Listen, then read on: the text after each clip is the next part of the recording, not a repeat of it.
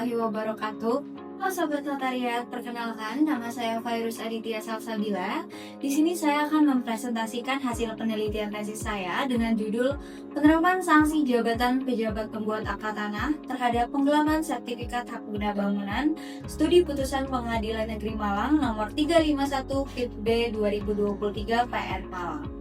Pejabat pembuat akta tanah atau yang lebih sering didengar PPAT merupakan pejabat umum yang diberikan kewenangan oleh negara untuk menjamin kepastian hukum dalam bidang pertanahan. Dalam menjalankan kewenangannya, pejabat pembuat akta tanah sering menerima penitipan sertifikat hak atas tanah yang didasarkan pada kepercayaan publik. Namun, dalam praktiknya, ditemukan penyalahgunaan wewenang jabatan. Salah satunya berupa penggelapan terhadap sertifikat hak guna bangunan. Tindakan ini tidak hanya merugikan pemilik hak, tetapi juga dapat mencederai integritas profesi pejabat pembuat akta tanah, serta dapat mengancam kepastian hukum pertanahan. Oleh karena itu, permasalahan ini menjadi semakin serius ketika penegakan hukum terhadap pejabat pembuat akta tanah yang melakukan penggelapan belum disertai dengan penerapan sanksi jabatan secara tegas dan juga secara terintegrasi. Dalam kasus posisi putusan Pengadilan Negeri Malang Nomor 351 Fit B 2023 PN Malang, terdakwa yang berprofesi sebagai pejabat pembuat akta tanah terbukti menguasai sertifikat hak guna bangunan milik kliennya yang didasarkan atas kepercayaan dari kliennya. Hal ini merupakan suatu perbuatan melawan hukum. Sertifikat tersebut diperoleh oleh terdakwa karena adanya hubungan jabatan dan kepercayaan publik. Namun, tidak dikembalikannya kepada pemilik sertifikat tersebut atas kepercayaan penitipan sertifikat tersebut menjadikan hal tersebut suatu perbuatan yang melawan hukum, di mana pada dasarnya PPAT memiliki kepercayaan besar dan memiliki amanah untuk menjaga sertifikat tersebut untuk dilakukan proses transaksi jual beli. Justru malah PPAT tersebut menggelapkan sertifikat yang dimiliki oleh kliennya. Oleh karena itu, berdasarkan latar belakang yang melatar belakangi permasalahan tersebut, penelitian ini merumuskan dua permasalahan utama. Yang pertama yakni bagaimana bentuk pertanggungjawaban pejabat pembuat akta tanah atas tindak pidana penggelapan sertifikat hak guna bangunan tersebut, dan yang selanjutnya yakni bagaimana bentuk pelindungan hukum bagi pemilik sertifikat hak guna bangunan yang dirugikan akibat perbuatan pejabat pembuat akta tanah tersebut.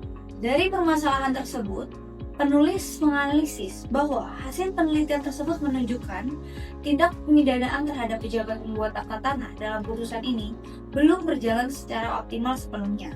Karena dalam putusan ini hanya menyentuh pada aspek pidana, namun dirasa mengabaikan dimensi pertanggungjawaban jabatannya. Secara yuridis, penggelapan sertifikat yang dilakukan oleh PPAT seharusnya dikualifikasikan sebagai penggelapan dalam jabatan, sebagaimana diatur dalam pasal 374 KUHP, menjelaskan bahwa penggelapan yang dilakukan oleh seseorang yang berprofesi tertentu merupakan penggelapan dalam jabatan.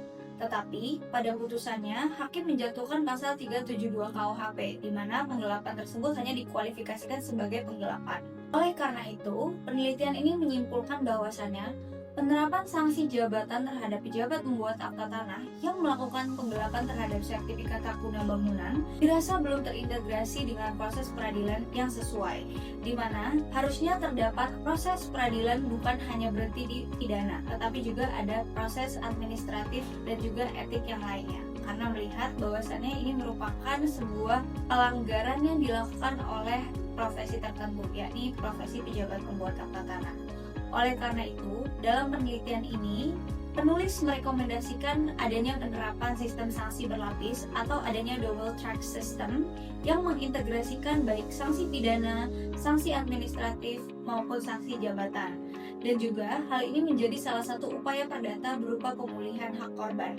Apabila korban yang dirugikan tidak dipulihkan haknya, hal ini dapat merembet ke beberapa korban lainnya yang mendapatkan perlakuan serupa.